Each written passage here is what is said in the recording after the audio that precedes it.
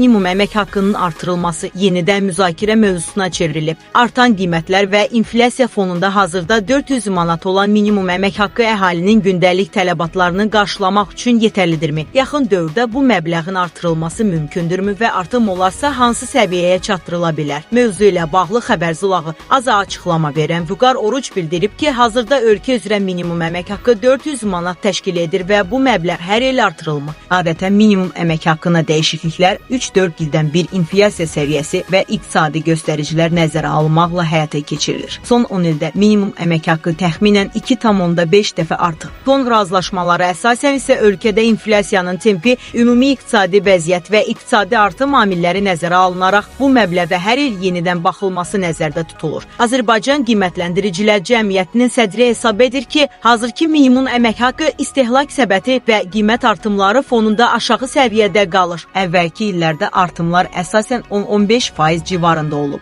Lakin mövcud fərqlərin aradan qaldırılması üçün bu dəfə daha ciddi addıma ehtiyac var. Minimum əmək haqqının təxminən 50% artırılaraq 600 manata çatdırılması məqsədə uyğundur. Bəzi özəl müəssisələrdə əmək haqqının bir hissəsinin rəsmi, digər hissəsinin isə qeyri-rəsmi ödənilməsi halları müşahidə olunur və minimum əmək haqqının yüksəldilməsi bu kimi halların azalmasına, həmçinin vergi daxil olmalarının artmasına səbəb ola bilər. Ekspert əlavə edib ki, minimum əmək haqqı səviyyəsi ölkənin iqtisadi gücünə uyğun formalaşdırılmalı və qonşu dövlətlərlə müqayisədə balans qorunmalıdır.